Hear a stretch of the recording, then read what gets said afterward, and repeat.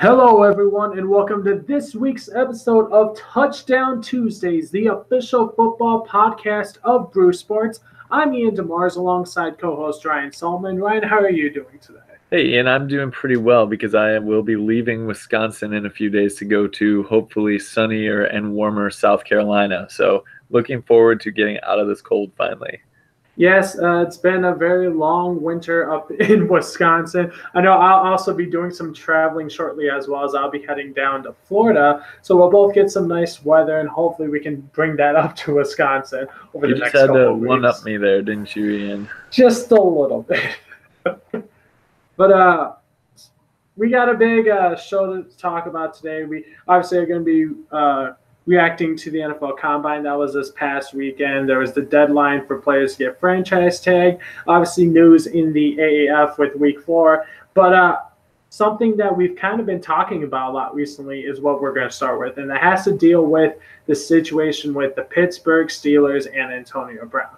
Now, reports are out that Antonio apparently the Steelers are set to possibly have a trade lined up by Friday of this week. Reports are saying that the teams that have shown the most interest so far have been the Raiders, the Redskins, and the Titans. There have also been a couple other reports that some other teams have recently joined the conversation to wanting Antonio Brown. Those teams were unnamed. So, Ryan, who do you think is going to be that team that ends up getting Antonio Brown possibly by the end of this week? I mean, it's really interesting because a big part of it depends on how much they're willing to give. Because the Steelers, of course, want to maximize Antonio Brown's trade value. And so when you think about it, which of these teams has a lot to give up? And I think the team that has the most to possibly give in this is the Oakland Raiders, soon to be Las Vegas Raiders. Because if you look what they did last season, they basically had a fire sale on all of their good players, including Amari Cooper, who they got #1 pick for. So if you look at who they got rid of, they might be wanting to bring someone in for that pick that they got on Amari Cooper. So if you look at that deal, if you were to trade like a first-round pick and maybe, like a third or a fourth, you're basically trading Amari Cooper for Antonio Brown, which kind of looks like a good deal from the outside perspective, at least as it stands right now. So I think that they're looking to make a big splash. They're looking to bring in some more people that are going to give Raiders fans hope that it's not just going to be another lost season. And I think pairing Derek Carr with Antonio Brown could be a good way to do that. Yeah, looking at the Raiders, they actually have a great opportunity ahead of them to possibly get Antonio Brown. I believe they have 3 first-round draft picks this year. They got, I believe, one from the Khalil Mack trade, another one obviously from the Amari Cooper trade, as you had just mentioned. So they obviously have the capability of giving, if not one, possibly 2 first-round draft picks to get Antonio Brown. The reports are that the Steelers are looking to get a first-round pick, possibly some player compensation, if anything else, possibly just a first round pick. And you look at the other teams that are the most interested, the Redskins, they're kind of in an iffy situation right now because they don't know what their quarterback future looks like. The Titans, they're an interesting story as well because obviously Marcus Mariota's had some up and down so far in his career, but they really don't have too many weapons on that offense either. Delaney Walker is getting older. Corey Davis is the clear-cut #1 on that team right now. But outside of that, they really don't have much target space for Marcus Mariota. So getting a guy like Antonio Brown could help free that team up. But I do think a couple other teams that we have talked about that should be in line to possibly get Antonio Brown. The 49ers have to be one of them. He's tweeted at some of the players. Some of the players have tweeted at him. He's talked about how he wants to be a great like Jerry Rice who played in San Francisco. So I think that would be an opportunity. But I think a team that has that opportunity the most has to be the Green Bay Packers. They have 2 first-round picks this year. They can give one of those picks to the Steelers. If they need to get rid of some sort of player that they're not looking to re-sign, could possibly do that as well. And I think that would be beneficial for both Brown and the Packers. Packers looking to make some big moves with their GM they got last year, Goonhurst. And Aaron Rodgers could always use a great valuable weapon. They're more than likely not bringing back Randall Cobb. I think that the Packers have to go after this guy. I'm not sure if it's the missing piece that they need for a Super Bowl. They still have some issues on the defense. But I do think that the Packers have to be the team that end up getting Antonio Brown. And you kind of can think about what the compensation is going to equal when you look at draft picks. So, like, if it's only going to cost you a first round pick and, like, let's say a third or a fourth round pick, would you, take a first round pick if you were guaranteed that that player would turn out to be just like Antonio Brown? And I think the answer is a lot of teams would do that. So that's a perfectly viable trade option, is that number one pick. I think with the Packers, as far as they're concerned, this is really going to kind of define Gutekunst if they do decide to go this route and bring in Antonio Brown, because it's either going to be something that's going to usher in a new age of offensive explosiveness for the Packers, or it's going to be a big bust. And they had to deal a lot with the old regime not bringing in free agents. They would maybe bring in like one older free agent a year, never really making a big splash in free agency. So this could be kind of something that signals the changing of the guard if they do decide to pursue Antonio Brown. However, like I said, there are a lot of teams out there that are probably more willing to give different options for Brown. So I'm not necessarily sure that the Packers are willing to go all in on him. And looking at this, I'm really looking forward to seeing if a trade does end up happening on Friday. But I'm really kind of hoping that we see an under the radar team that no one's talking about sneak in and possibly take him. I think that will shock the NFL and would definitely create a lot of buzz, not just in the NFL news, but on social media as well. Will you be disappointed if he goes to some team other than the Packers? No, I will not. I think it depends on the fit and the style the coaching style that he goes to. I think the Raiders would be a good fit. I think that John Gruden could be a coach that could help control Antonio Brown a little bit. Another team we talked about, the 49ers. I think that's a good situation for him. You got some young coaches, you got young GMs there. I think they could help kind of control him a little bit as well. It's just a matter of what's going to be the right fit. If he goes somewhere that's not a good fit, then I'm not going to be a fan of it. But if he goes somewhere where I see potential, then I'm going to be happy about this. Yeah, I think to some degree, too, he's going to have to go somewhere with a quarterback that's at least somewhat established, because another team that we've heard kind of tossed out there for both Brown and Le'Veon Bell has been the Jets. And I don't know if you want to pair a basically rookie quarterback still in Sam Darnold, who's going to be a second-year player, with somebody like Antonio Brown, who we can see has a big personality and is perfectly capable of overshadowing a quarterback. So I think that there has to be a great deal of tact with these teams deciding whether they want to bring Brown in, because you don't want to add a toxic situation into your locker room with a young quarterback who's trying to develop on their own. Very true right there. But like I said, Friday is the expected date where a possible agreement trade could come into play. Remember, any trade with Brown won't be official until the 13th. That is when the new league year officially begins. So definitely keep your eyes out on our Facebook and Twitter pages this upcoming weekend, and hopefully we'll have some news for you about Antonio Brown. But let's talk about some of the big news that happened this past weekend, and that was the NFL Combine in Indianapolis. And the major story was, how was Kyler Murray going to measure? And the news was he was actually taller than was expected. He measured over 10 or 5'10". He was, I believe it was 5'10" and an eighth or a quarter. He weighed over 200 pounds. He did not do any of the drills, though. I think once he got the measurements, realized that he was over the expected. I think that's good enough for him at that point. Some other notable standouts we saw. Montez Sweat actually dominated. He ran a 4.4140 for a D lineman. That's pretty impressive. In fact, you look at past combines, his 40 time was faster than a Pro Bowl wide receiver, Julio Jones. So that's something to keep an eye out for. Rashawn Gary ran his 40 in a 4.59.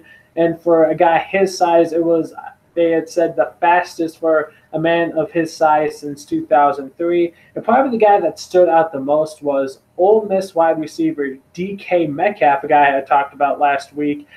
He shined not only with his 40 speed, but all his other drills. So, Ryan, of these three, which one do you think stood out the most? Or you can even throw Kyler Murray in there. Which one of those guys or anyone else stood out the most to you at the combine? I mean, I'm going to go with the Kyler Murray situation, because that's what we've been following the most over the past probably 3 weeks. is that what will Kyler Murray measure at? Will Kyler Murray throw? What's Kyler Murray all going to do? And I think everybody sort of expected him to be shorter than what we thought he was going to be, because people were throwing out like 5'8". You know, they were saying, what if this guy ends up being 5'8"? People are already trying to defend him, saying a quarterback who's that short, you know, can still play in the NFL. It's a new age of quarterback play, with Patrick Mahomes finding ways to maneuver the ball around defenders with sidearm throws and things like that.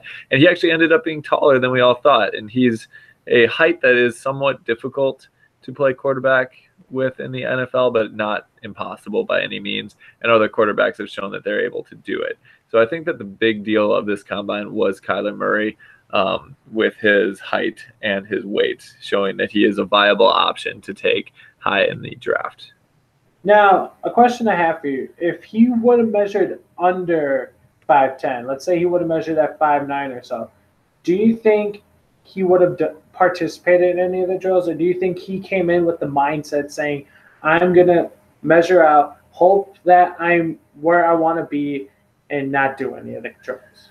I think that it's sort of like when you take the ACT or the SAT and you feel like you didn't do so well on it, and when you get your results back and it says that you actually had a really good score, you know, maybe not the best score, but a really good score, and you say, all right, I'll take that. I think that's sort of what happened here. Whereas if you come back with a score that's not so great, you're like, okay, I'm retaking this. And I think for him, doing the drills would have essentially been the retaking of this test, showing that he can do things even though he's shorter than most quarterbacks are. And when that number came back high, I think he said, okay, this is going to put some teams' worries to bed, which I'm pretty sure that it will. And he just decided, I'm going to roll with it and not do any of these drills. Yeah, I thought in the end it was a good decision by Kyler Murray not to do any of the drills, because obviously he came in, a lot of people thought he was maybe going to be under 5'9". He ends up being over 5'10". A lot of people were concerned about his weight. He was over 200 pounds. So there was two pluses right there for Kyler Murray. And with all that, proves to him that, hey, I'm basically the same size as Russell Wilson. Like, I don't really need to show off too much until my pro day, which is a good idea for him, because, like I said, sometimes when you do some of these drills at the combine, not having that connection with some of those receivers or tight ends or running backs can cause you to not perform as well. And we did see that with some of the quarterbacks at the combine. Plus, you think, what's the headline going to be here? When he goes there, the headline is definitely going to be about his height one way or the other. So if the headline is positive, there's no reason to put forth an effort that could lead to a headline that reads Kyler Murray measures up but plays down or something like that. You know, you want to end on that high note with the combine, because he'll still have an opportunity to show what he's got at the pro day. Very true. And going to my take, the guy who I think stood out the most was the guy who I mentioned last week. I did say his name wrong last week. I said DJ. It's actually DK Metcalf from Ole Miss. This guy was a standout performer at the combine, ran very well, had very good vertical and broad jump. You could see that he was doing things. He was prepared for this combine. The one thing I'm worried about, though, is that he was a little bit injury prone in college. And we have seen over the last however many years that a lot of wide receivers that dominate the combine sometimes get drafted a little higher than expected and struggle a little bit in the NFL. Now, some of these guys might have good longevity in the NFL, but they don't necessarily have that great of careers. Look at Darius Hayward-Bay, for example. This guy put up some very good numbers at the combine, got drafted in the top 10, and I mean, he's never been a number 1, number 2, or even a number 3 wide receiver on the team. So that's the one thing I am worried about with him. Obviously, he'll have his pro day, and we'll see what happens here. But this is a guy that took a huge jump with the numbers he put up at the combine. I was probably thinking he was going to be a later first-round pick, early second, but I think with all this said and done, he could possibly become a mid-first-round pick. And it's pretty crazy how much the intangibles can elevate some of these players that were, like you said, maybe second rounders, maybe even like fourth rounders, and all of a sudden that number comes up huge and people realize that they're an athletic freak, and you know, they get into the first round then. So it can be make or break for some of these people. Some of these people made a lot of money by doing these drills and having the success that they did. Yeah, and another thing that I want to point out about the combine, we saw Nick Bosa, formerly from Ohio State, did participate in drills, And a couple of things, he did test better in, I believe it was near most of the drills that his brother Joey would have participated in when Joey was coming out of college. Ran a faster 40, did some other things better. Does this mean that he's going to be a better pro than Joey Bosa, or do you think that it's kind of hard to tell at this point? It's definitely hard to tell at this point. It's not necessarily meaning he's going to be a better pro. We don't even really know for sure how Joey Bosa's career is going to end up. He's been great so far, but we're not really sure where it's going to go from here. He could fall off next year. He could even rise up next year and be better. So it's hard to say which brother is going to be better. But what we do know is looking at some of these situations where there's brothers in the NFL, you can look at the McCourty brothers. You can look at the Bennetts. You can look at, there was one other one I was thinking of that was pretty solid. I don't remember it anymore, but now I remember it. The Watt brothers, of course. How could I forget? It seems like it does to some degree run in the family when you have these situations. So I think that the success that Joey Bosa has had already, combined with the impressive intangibles that Nick Bosa has shown, I think that that's going to make him a very high draft pick. I think he might actually go number 1 overall to the Cardinals. Yeah, and I'm a little skeptical on Nick, not because I don't trust his talent. This guy performed phenomenal in college, but he is coming off a pretty major injury. Despite performing well at the Combine, like I said, some of these past injury concerns can be a huge red flag for some of these teams. Not sure if it'll happen for him. He has been projected as a number 1 pick for the Cardinals, so that'll be something to keep an eye out for. I think he has that potential to be a number 1 pick, but that recent injury history could be a red flag. But let's talk about the Cardinals for a second. So obviously they have the first pick in the draft. I know ESPN recently came out with their next mock draft from Mel Kiper Jr. They actually have Kyler Murray going number 1 now after what he measured at. So right now, after the Combine, you're the GM for the Cardinals. You're trying to make your pick. If the draft were today, who would the Arizona Cardinals be picking and why? Well, it depends on one question. And that question is, do they believe in Josh Rosen? And if the answer to that question is no, then you go with Kyler Murray, who Cliff Kingsbury has already said that he would take number 1 in the draft when he was not yet hired for the job of head coach. But when you look at what that team is right now, if they do believe in Josh Rosen, they have a solid running back, David Johnson. They have a legendary receiver in Larry Fitzgerald. Their defense could use some bolstering. And in that situation, I think that they would go defense. And I do think Nick Bosa is one of the most exciting players that they could pick on the defensive side in what is a very defensive-heavy draft. So it's going to be, if they believe in Josh Rosen, they're going to probably go defense. If they don't believe in Josh Rosen, then sure, pick up Kyler Murray. The thing is, there have been reports that teams have actually asked about the Cardinals' interest in trading Josh Rosen, and the Cardinals have shut those ideas down right away. So it does make me think that they kind of want to see what happens with Josh Rosen, which I think is a good thing because he struggled last year, but like I said, there were some injuries. It's a guy learning a new system. It's going to take some time for this rookie to adapt. So if I'm the Cardinals right now, I think you have to focus on the defensive side. The defensive side of football was their keys to success over these past few years, and it took a step back this year. So they need to rebuild that defense, going after some edge lineman or pressure guy would be somewhere to go. Nick Bosa, I think, could be that guy right now. I'm not ruling out Montez Sweat, though. After what he performed at the Combine, I think you have to mention him in there. We also can't forget Williams from Alabama, the defensive lineman. He's a guy, too, that they could definitely go with. I do think, though, if they go for some of those guys, they could trade out of that top spot. That's very true, too. And if they do trade out of that spot, we had mentioned they kind of need some help at wide receiver. Maybe you move outside the top 10, maybe go after a guy like an A.J. Brown from Ole Miss, a DK Metcalf from Ole Miss. You could do either one of those. But I think right now, if you're the Cardinals, you've seen Joey Bosa in the NFL. You've seen him dominate. His younger brother is available. I think you have to go Nick Bosa. Yeah, I would agree with that too. And I think that the Cardinals may, if they don't go Bosa, trade out of the pick, because I don't think they're going with Murray. But I think it could be a good idea to take a deep look into whether Josh Rosen is the future, because we've heard that he's had issues so far with motivation, and that's not the kind of guy that you want manning your franchise. So I think it's worth a deep look if you really do believe that Kyler Murray is a special talent. Okay, and obviously with the draft coming up, over these next couple of weeks, we're going to start looking at more positional rankings, and then once we get closer to the draft, we're going to do our first round mock draft where we're each going to take turns going back to back. But like I said, that's a few weeks away. But over these next few weeks, we'll be going more in depth on the NFL draft, looking at other positions.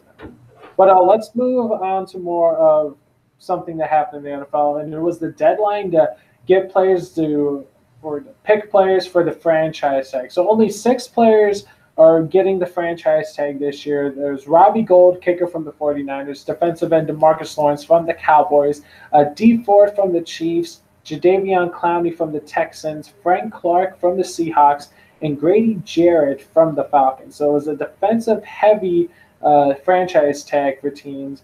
Of all 6 of these, which one would you say is the most surprising?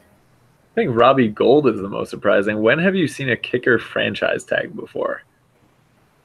I mean, it's not too often, but I mean, there were reports that the Patriots were considering franchising Stephen Gostkowski. But I think a main reason why he got franchised was there was a lot of reports that if he wasn't going to get franchised, that he could possibly go back to the Bears where he had some of his best success in his career. So I think that's something that worried the 49ers a little bit.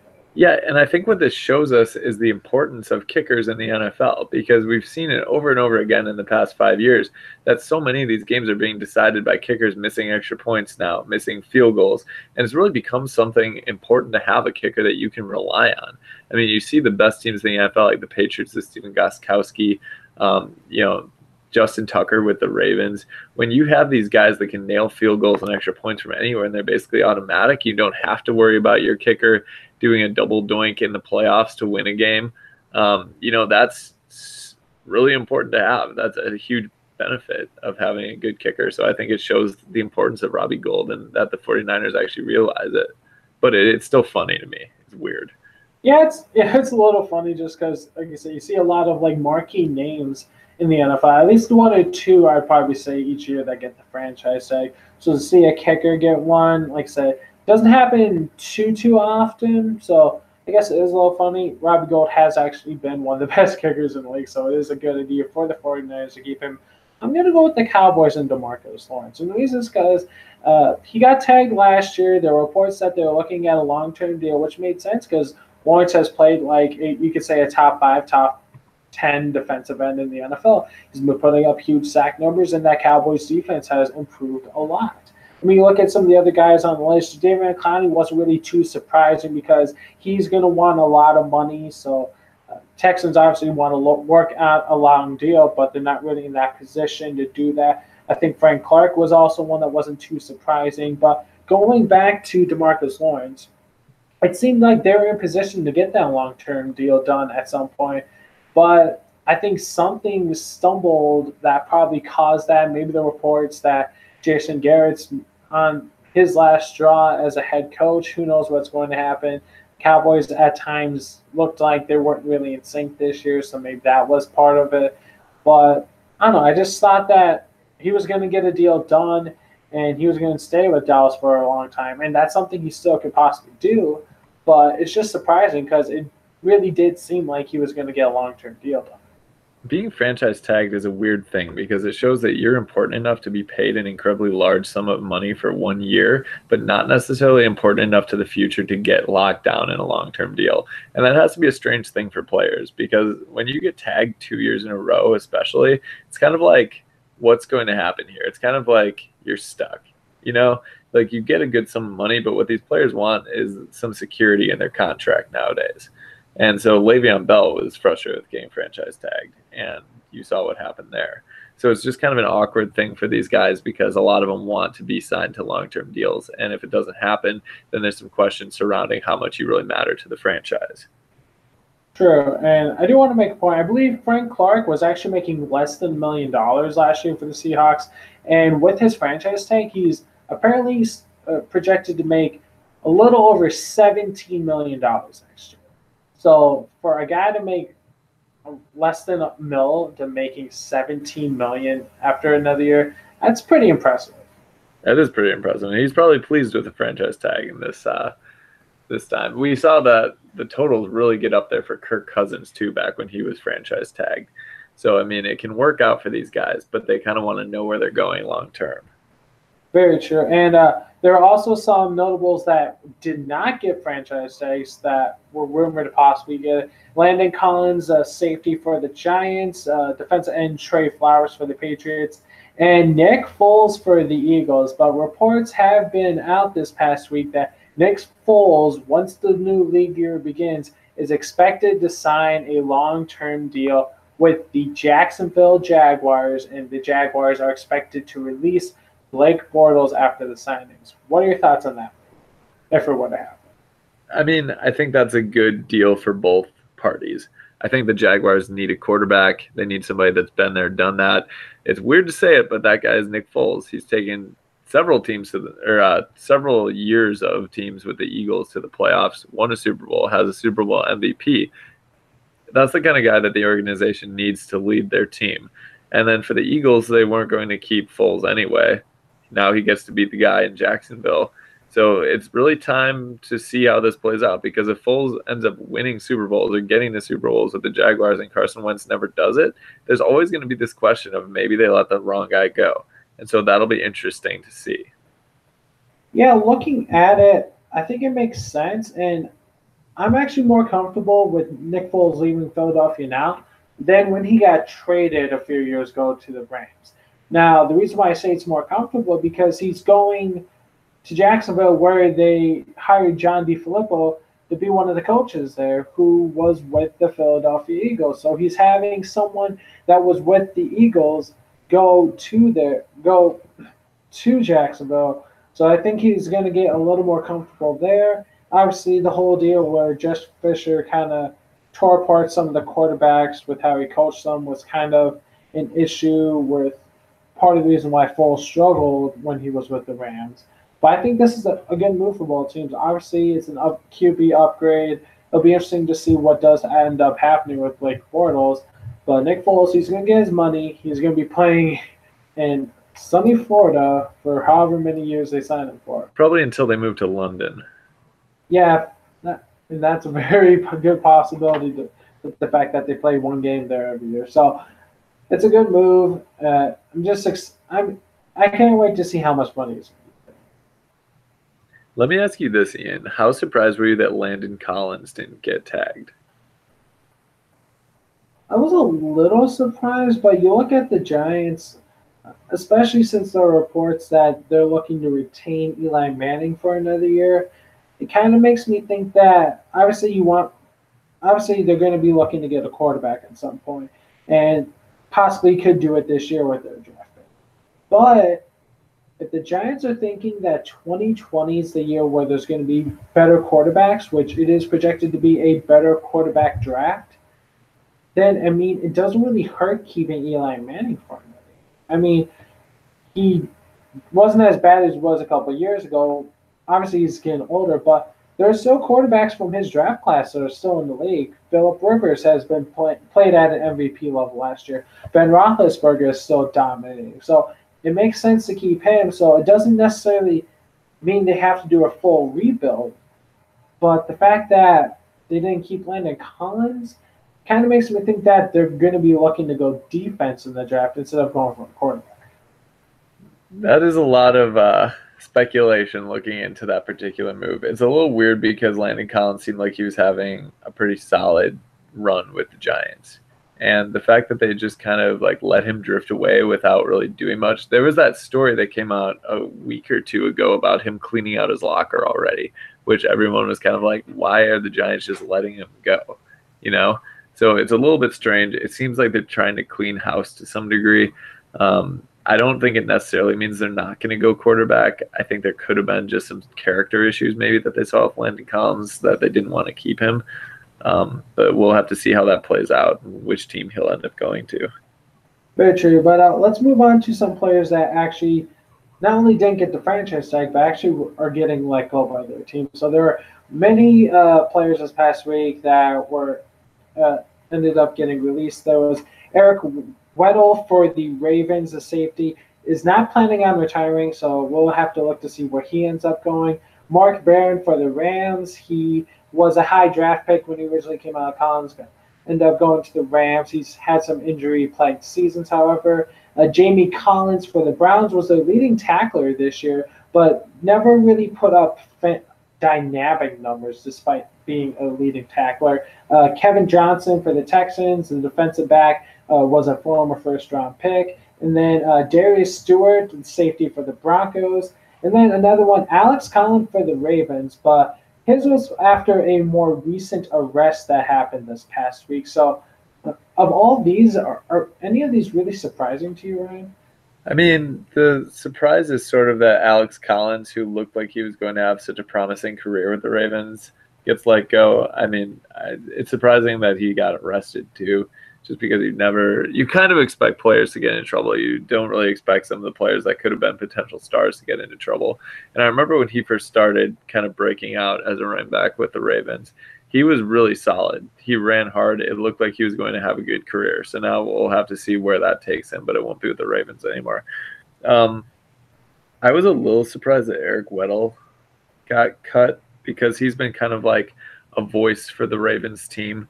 He was one of the people that was always getting interviewed about the future of the franchise, and he seemed like he was one of the leaders on the team. I would really like him to go to the Packers, to be honest, because they have such a young secondary. I think they could use somebody who's kind of like a Charles Woodson type figure to sort of whip the young guys into shape.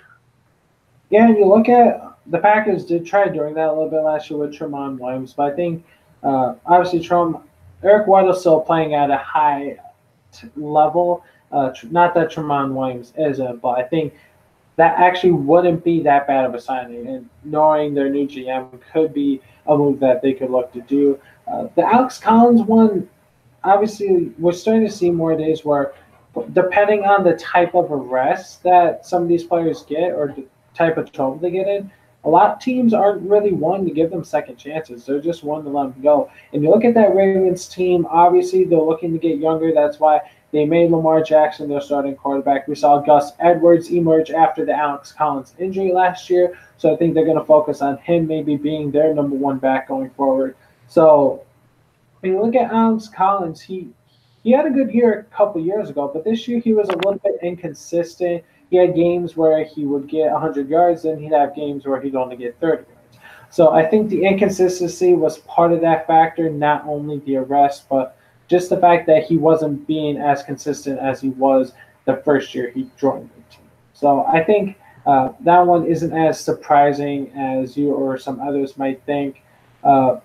Jamie Collins, I think, is a little surprising because the Browns traded for him, and the guy leads the team in tackles. Yes, a lot of guys in the NFL will lead your team in tackles, but they don't necessarily put up like dynamic plays. That's not necessarily a bad thing. If you're doing your job, then there's no reason for you to get cut. I mean, obviously, if money's a factor, that could be the case. I'm not sure if that could have been the case here, but I mean, Jamie Collins was playing good for them, and I think he definitely helped that team improve. Yeah, that's a good point that you make as well. But so it's now we're going to move on to players that did not get cut, but actually are going to be staying with their team for the next few years. So we saw a couple guys get 3-year extensions in the NFL. We saw offensive tackle Donovan Smith from Buccaneers get a 3-year extension for over $40 million. Defensive end from the Eagles, Brandon Graham, got a 3-year extension. And then one that was a little surprising to me was that the Atlanta Falcons gave a 2-year contract extension to backup quarterback Matt Schaub. What are your thoughts on that? I think that it's a testament to how important that position actually is in the NFL. And one of the teams that showcased it the best over the past couple of seasons is the Green Bay Packers, unfortunately. You saw how terrible they were when Brett Hundley was at the helm, and then this most recent year, DeShone Kizer was at the helm. Matt Schaub is a guy that's been in Atlanta for a long time. He was drafted to Atlanta, and after a pretty good run with the Texans, he came back, and they clearly trust him. They think that he's capable of handling things if Matt Ryan were to go down with an injury, and Matt Ryan has been pretty durable his entire career. But you never know what's going to happen, and it pays to have a veteran quarterback. So extending a guy who's been with the Falcons for a long time, who you trust behind the center, is definitely a good move in my opinion. Yeah, you look at the situation. Matt Schaub obviously was a Pro Bowl quarterback with the Texans and also helped them lead them to the playoffs. But yeah, the backup quarterback's becoming a key position in the NFL nowadays. A lot of these backup quarterbacks are getting some good money. I believe Chase Daniel for the Bears signed on for $6 million a year last year. And Chase Daniel's not even nearly as accomplished as Matt Schaub is. Very true. I mean, hasn't really had too many starting opportunities, but when he has started, at least he's been able to provide victories. I believe he started a couple games this year. I want to say they won both the games. I know for a fact they won the Thanksgiving Day game. So he might not necessarily put up like the best numbers, but he'll get the job done and at least give your team a victory. So I think that's what a lot of teams are looking for now. They aren't necessarily looking for players that can put up huge numbers as a backup, but they're just looking for players that have a winning pedigree. Yeah, that's true. And I think they're looking for people they're familiar with, too, somebody that knows the system. Because why would you go out and get a different backup quarterback when you already have one that you believe in and who has been around the system for so long? A guy that already knows the facility, knows the players, knows the coaches, knows the people that work there. It just makes sense. Yeah, it does. And it'll be interesting to see what kind of deals we see from backup quarterbacks this offseason, because I think this offseason could be a key factor with some of these backup quarterbacks, because we're seeing a lot of older guys, obviously Eli Manning, guys like Phillip Rivers, Ben Roethlisberger, Joe Flacco, some of these guys who've had lots of experience in the NFL, they're going to need some sort of backup. It seems like it's in play already for the Broncos, as Case Keenum could be the backup. But it'll be interesting to see how some of these older guys, what kind of quarterbacks that their teams are willing to help back them up. Yeah, we'll have to see if the backup quarterback spot becomes something that more teams are actually looking to solidify. Because as I mentioned already, we've seen disastrous seasons when the starting quarterback goes down. So I think teams are going to try to neutralize the loss that they're going to have in case of that sort of tragedy for their season. Very true. And we did have one player did retire recently. That was a fullback, John Kuhn. Most notably, he did officially retire with the Green Bay Packers, but did play the majority of his career with the Green Bay Packers, started his career with the Steelers, ended his career most recently playing with the New Orleans Saints back in 2017. So, Ryan, what's one thing you have to say about John Kuhn? John Kuhn I think he was from Shippensburg College, if I'm not mistaken. He was from a very small school. And he just did the dirty work that most fullbacks do. But the man was incredibly appreciated around Wisconsin. And every time he got a carry or got a catch, you could hear what sounded like boos resonating from the crowd, but it was actually thousands upon thousands of people yelling Kuhn as he got the ball. And I remember there was one play that kind of personified John Kuhn's career. And it was a fake handoff to Kuhn at the goal line. I want to say it was versus the Tampa Bay Buccaneers in a regular season game. John Kuhn gets absolutely lit up because the other team actually thinks he has the ball. Well, meanwhile, the crowd is chanting Kuhn.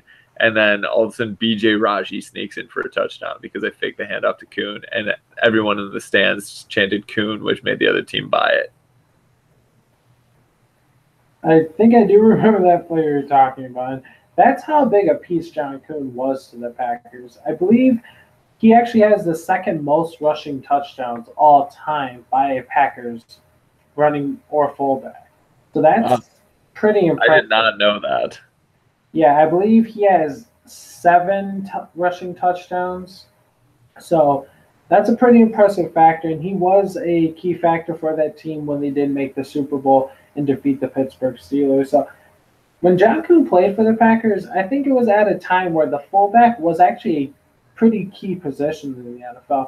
And we've started to see that go away a little bit with some of these college spread offenses starting to take over. But we're still seeing a little bit of fullbacks be a key factor. You look at San Francisco with Kyle Juszczyk, the highest paid fullback in the NFL. He's been a huge help for that team, not only in the running game, but specifically in the passing game, and has been a Pro Bowler consistently throughout his career recently.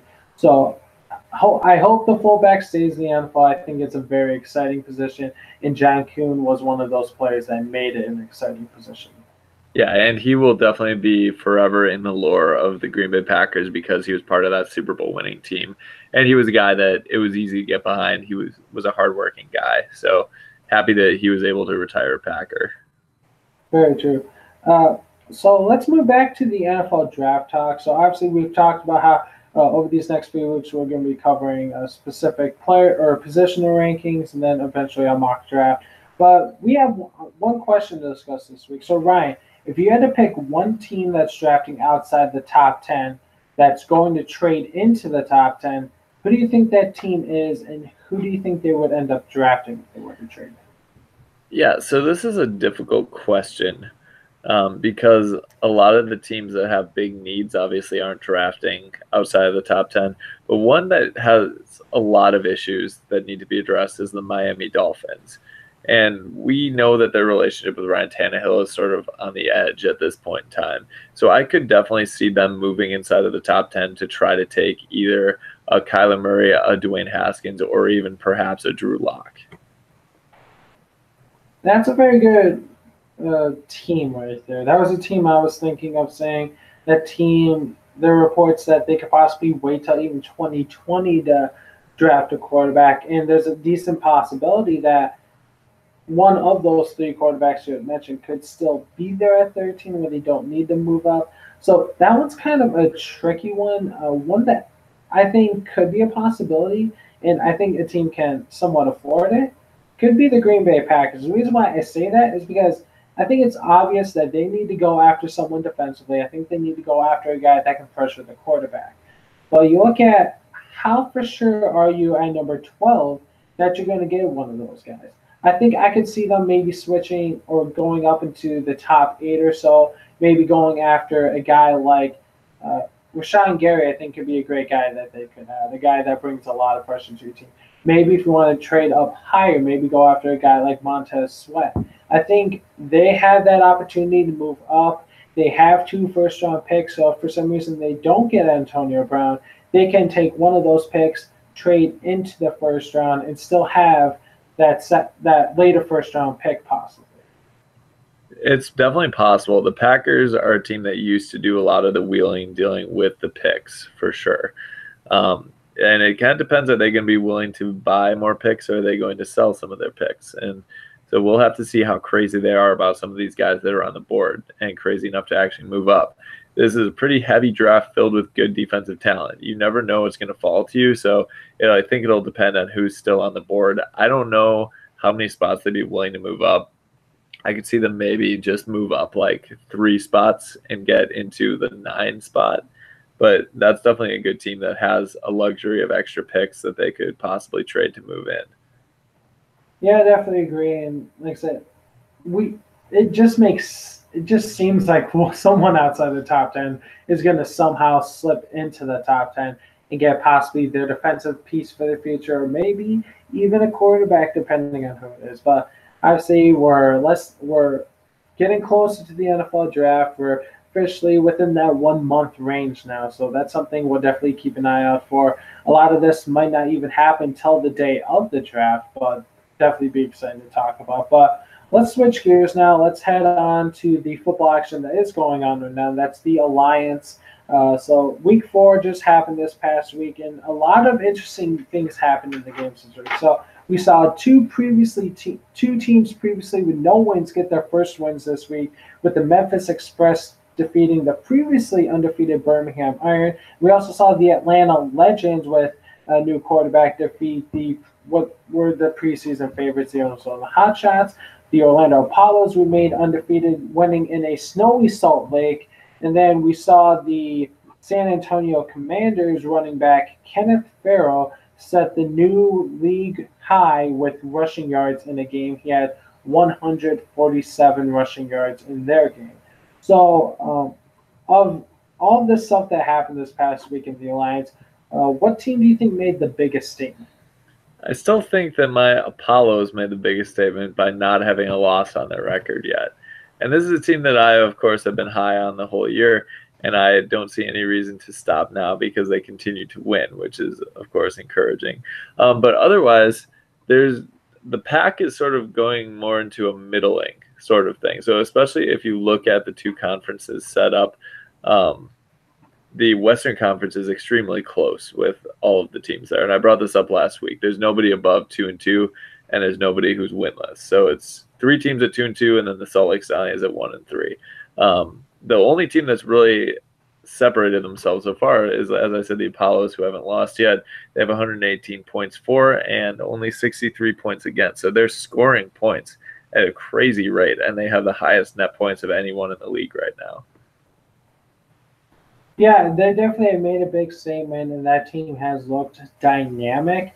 And getting a win up in Utah in the snow when you're typically playing in sunny Florida definitely proves a big statement.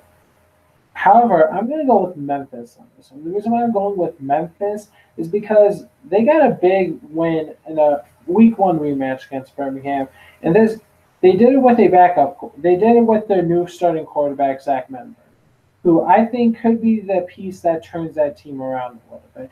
That team's been a very good run defensive stopping team, and they've had some good running back play with Zach Stacy.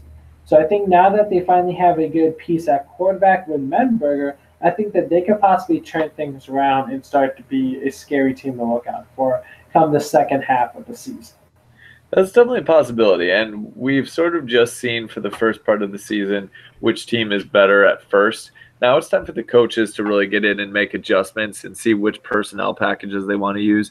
Now it's sort of time for this strategy game.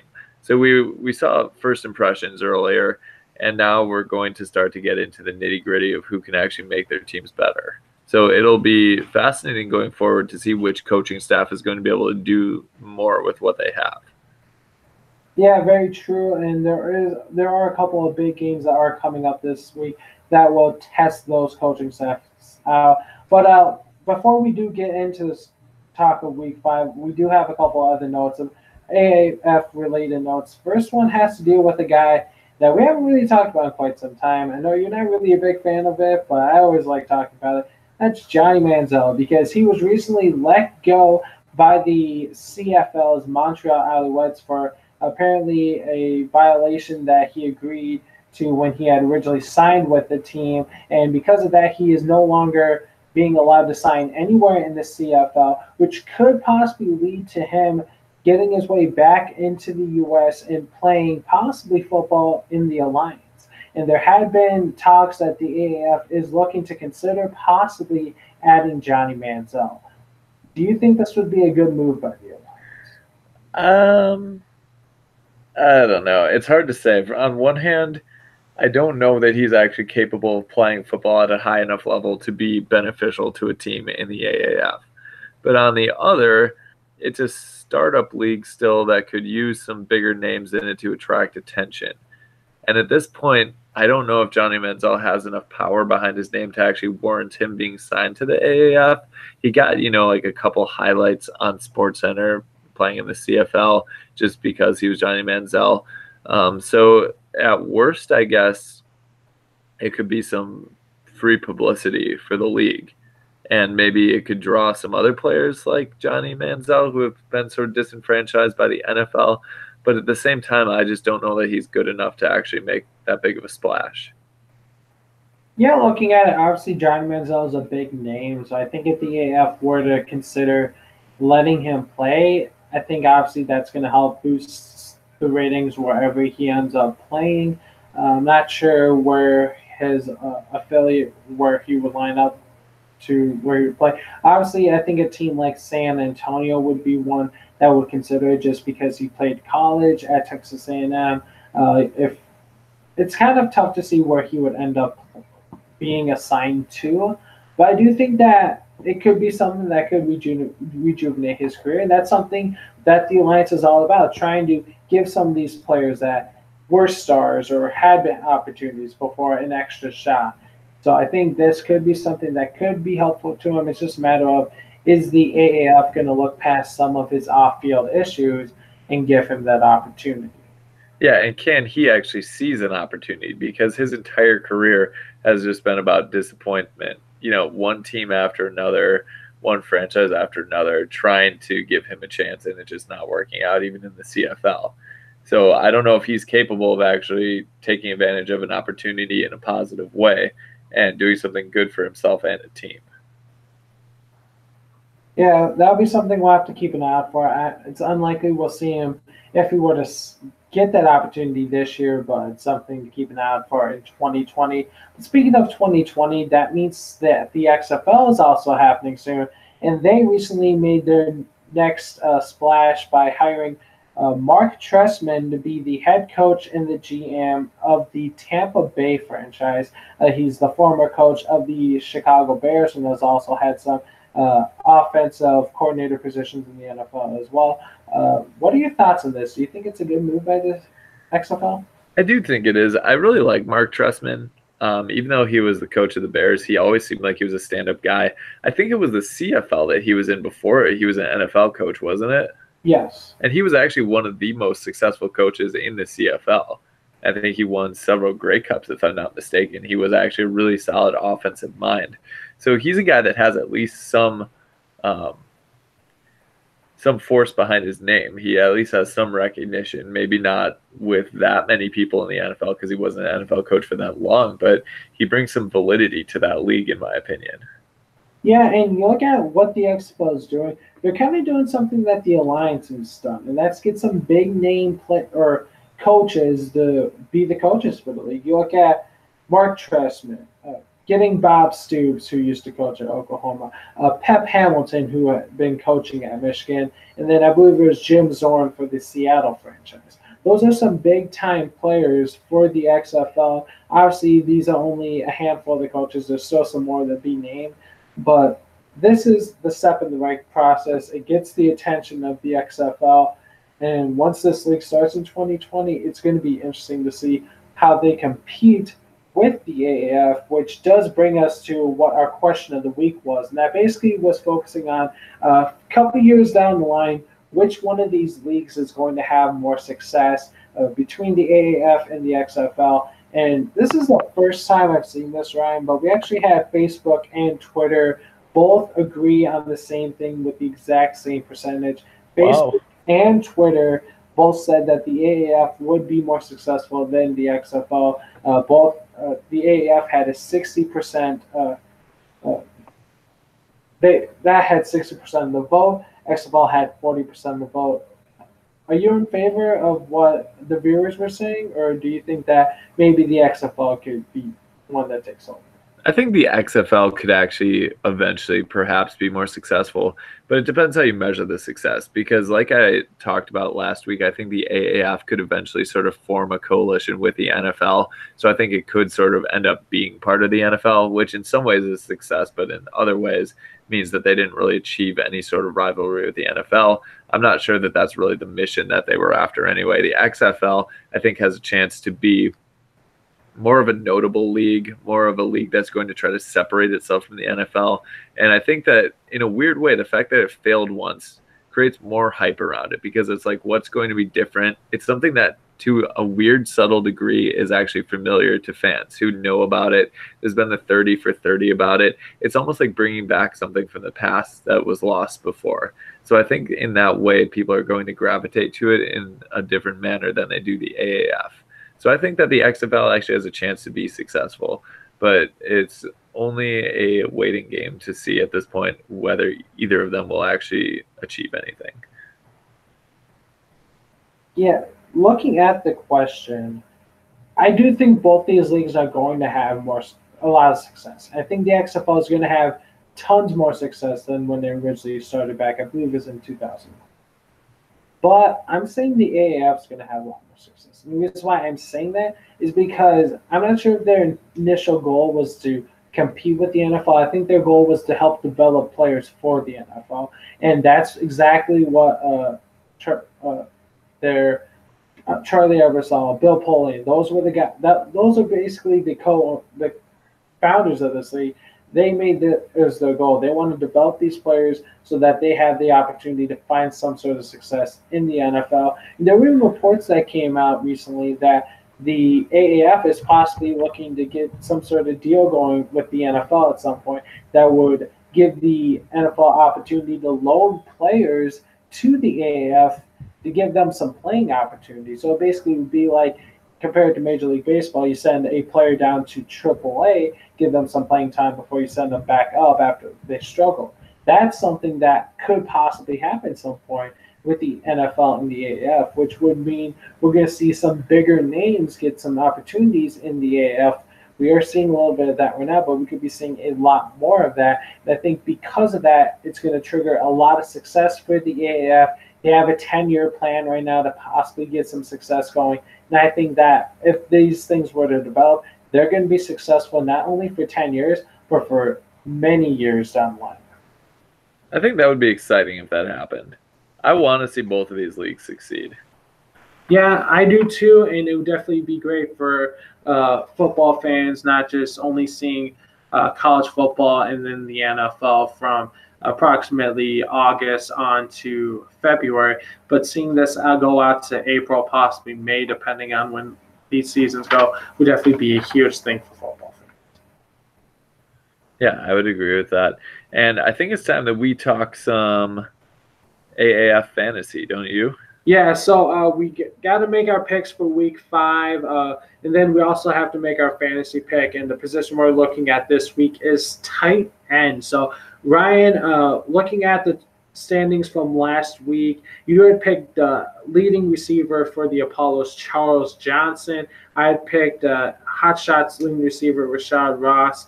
Johnson did get more yards. He had over 100 yards. However, he did not get a touchdown for you, so he only got you 10 points. Rashad Ross got me over 70 yards receiving, but he did give me a touchdown, which means I was able to sneak on with another victory this week in fantasy. I got 13 points to your 10. So you get the pick first this week, and we're going tight end. So what tight end in the alliance are you picking? All right, I'm going to take a former NFL player, and that is Gavin Escobar. For the San Diego Fleet. He so far has 144 yards on 14 receptions and is actually one of the most productive tight ends in the AAF right now. He doesn't have a touchdown yet, but I'm feeling good about it this week. Yeah, I'm definitely a fan of that pick. I was a big fan of Escobar when he was in the NFL. Did have Dallas, I think, right? Yeah, he did have some success with Dallas. A lot of people thought he was going to be the successor to Jason Witten. However, Jason Witten retires and is coming back to the Cowboys.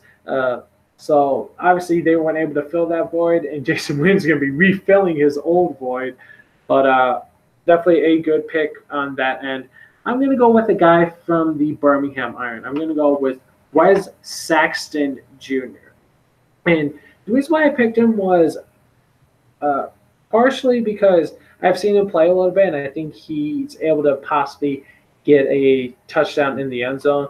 But the name reminds me of one of my former teammates from WLC. So when I first saw that, I was just like, I kind of want to go with this guy just because he reminds me of one of my former teammates.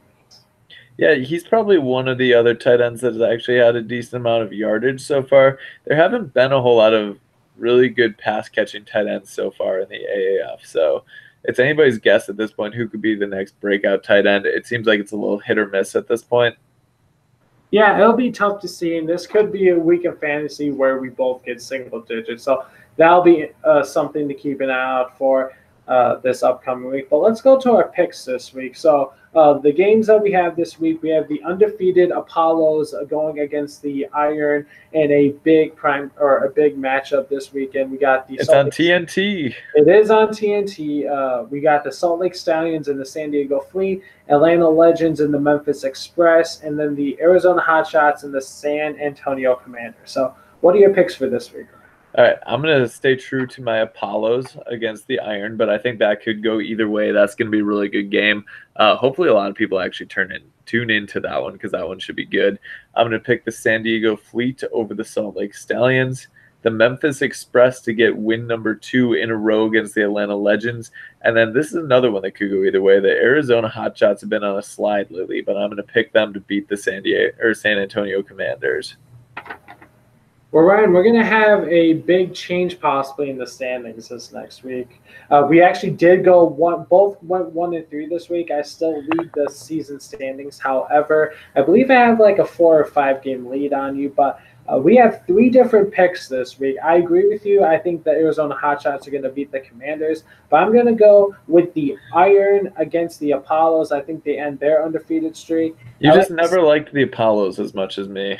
No, I'm actually a fan of the team. I love Steve Spurrier, but it's one of those teams where you kind of want to be the one that picks them to lose first. And that's kind of how I am. I want to be that guy like, hey, I called them lose, but I've done it for the past few weeks and I've been wrong. But they have been playing the best, and I think that Birmingham has been playing at points as the second best. So it'll be interesting to see if they're able to overtake them. You're sort of just playing on the premise that eventually they're going to lose a game, and it might as well be this week. Yeah, you want to know what's probably going to happen? The first week I picked them. One of the weeks I picked them to win, they're going to lose probably for the first time. So then I'm not going to be looking too good in that case. It could be. I think they're the best team in the league, so I'll probably pick them every week until I see that change. So, and I wouldn't doubt you on that one. I'm going to go with the Stallions over the Fleet. I'm not so sure how the Fleet's going to be with Mike Berkovicki back at the starting quarterback job after Philip Nelson is expected to miss 4 to 6 weeks with I believe trying to remember what exactly, was it his rotator cuff or? Sounds right. It was something with his shoulder. What happened? What did Aaron Rodgers tear recently a couple of years ago? I thought it was collarbone. It was collarbone. Oh, the collarbone? Yeah, it was collarbone. I don't think you can tear that, Ian. You can just break it. It was a tore break. So it's still a big injury. A laceration of some variety. Exactly. And then I'm going to go with the Legends over the Express.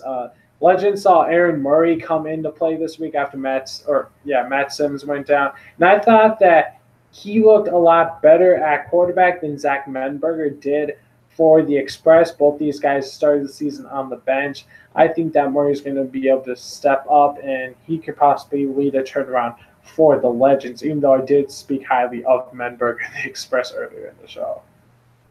That is true. Changing your tune a little bit. Just a little bit. Not really. But we are at that time where we are getting close to the end of the show, which means it's our time to talk about fantasy football. So this week, we're going to take a step away from looking at players for next year, and we're going to talk about the game in general. So obviously a key thing that sometimes happens in fantasy football is that there happens to be a tie, whether it comes in regular season or playoffs. So looking at what happens with ties, Ryan, how would you say is the best way to decide a tie in fantasy football? Sure. So I've actually thought about implementing something like this in the past with fantasy. And what I noticed is that in most of the fantasy leagues that you're in, depending on the platform, it'll say what the score was in the game for the actual team that you have players from. So, like, let's say you have Aaron Rodgers, it'll actually say, Packers won 21-14 or something.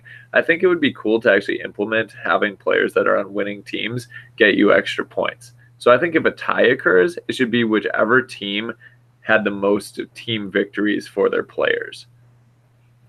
Does that make sense? Yeah, so basically, like, if you have, 10 players playing, you tie, you have 6 players that won, the other team has 5. Then you get the win. Yeah. So there's a benefit in some way to picking players that might not be quite as good as other ones, but have the benefit of being on winning teams for a tie type situation. Like, I don't think it would factor enough for you to actually go out of your way, to pick people that are going to be on the Patriots instead of people that are going to be on the Lions. But I think it would be kind of a neat thing to add in. And a tie is so rare that, I don't think too many people would complain about it. Yeah, I actually think that's a really unique idea, and that's something that whatever platform we do for fantasy football this year, that could be something that should be implemented. Obviously, there are these standard ones where it's obviously most bench points. Some leagues do home and away for each team during each week, so typically whoever's home team. Some teams do like specific positions. I think that an interesting one that should be looked at should be has to do with the waiver wire. So I think that what it should be is if you happen to drop someone and add someone that week, I think depending it'd be kind of strange or it'd kind of be hard to track down, but something I thought of recently that I think could make sense. So let's say for example, Aaron Rodgers is on a bye week. So let's say for some reason you have to drop him and add a guy like let's say a Kirk Cousins. And Kirk Cousins ends up performing less or whatever. Or let's say it actually wouldn't work in that situation. Let's say you pick up a guy, you drop a guy that's been struggling, you add a guy. So the tiebreaker would be um, whoever you dropped, if they scored more points than your starter, that would give you negative points. But if the other team added and dropped a guy and their guy they added did better, would give them more points. And as a result, would give them a victory. So the ultimate benefit would be dropping someone who has a bye. I guess it depends because I think it would work in that could actually be a very possible case. But I just think that obviously the waiver wire is a huge factor in fantasy football. It has to do with where you are and your rankings and how often you use it. But if it were to be a part of how the game actually plays out in a tiebreaker, I think that's something that a lot of people would be more curious on if they want to use the waiver wire. You might see a lot more waiver wire action. We might see a lot less waiver wire action. I feel like you might see less because if you're relatively happy with your team, then you would be at least at a net of 0 if you didn't drop anybody. But I think that you would see more probably drops with buys. But there's some things like streaming options with defenses and kickers and stuff like that that might sort of complicate the situation. I think I would probably just bank on not tying because I don't think I've ever actually tied in fantasy football. It's funny you say that because I've actually tied numerous times. There was one year I think I tied in the playoffs, and it was the last week of the playoffs. Wow. It wasn't like I wasn't in like the finals or anything, but when it came out to rankings, I'm just like I kind of hope that I'm like a higher ranking because of it, and I did end up getting ranked higher. I can't remember what the tiebreaker was, but I don't know. I just think they're so rare. I just think that something more unique to decide the tiebreaker is something that should happen. Like your take, my take's I think a little bit trickier to do, but I think that your take is actually a very unique one that could be a key factor. Yeah, and I actually tie in fantasy basketball a lot because fantasy basketball goes based on categories usually. So like it's easier to tie in that sort of situation. But you could use the same sort of tie break that I suggested where you're seeing which teams won the most. But I think that either one could work. I do think yours is a little complicated. It would be difficult to manage. So that would be for a league manager who has a lot of free time, I would say. Yeah, I'm not one that has a lot of free time, so I would not be one that would actually. Maybe once you're retired. Maybe. That's something I'll have to keep an eye out for over the next however many years it is. So I do. 50 or 60. Some, hopefully. Maybe not that far out, but at some point. But Ryan, with that said, that does bring us to the end of this week's episode. What all do you have to say before we finish up? Thank you, everyone, for continuing to watch and support us. We are going to be doing something somewhat exciting, which is going to be getting the website back up and running with some new content, hopefully soon in the coming weeks. So get ready to look for some of that stuff posted on the Brew Sports Facebook page and the Touchdown Tuesday Facebook and Twitter.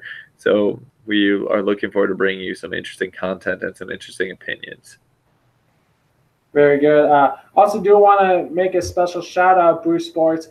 because it is the 2-year anniversary of Brew Sports. Started a couple years ago with all the Facebook live shows, and it has condensed now to the podcasting world. But we are still going. We're still continuing shows each week. We got the football podcast, obviously, with us at Touchdown Tuesdays. Run It Back with Eric and Sam for basketball. And then we're also in the works of getting a baseball podcast going. Hopefully within the next month we can get that going with the upcoming baseball season. So I do want to, again, give a special shout out to Brew Sports for being 2 years strong and continuing to reach out to more and more people every day, and hopefully we can continue to say that over the next few years. Again, thanks everyone for listening to this week's episode of Touchdown Tuesdays, the official football podcast of Brew Sports. Listen to us each week on iTunes, Google Play, or Spreaker. Check us out on Facebook and Twitter. Keep an eye out for our question of the week. And with that said, thank you everyone. Have a good night, and we will talk to you next week. Yep.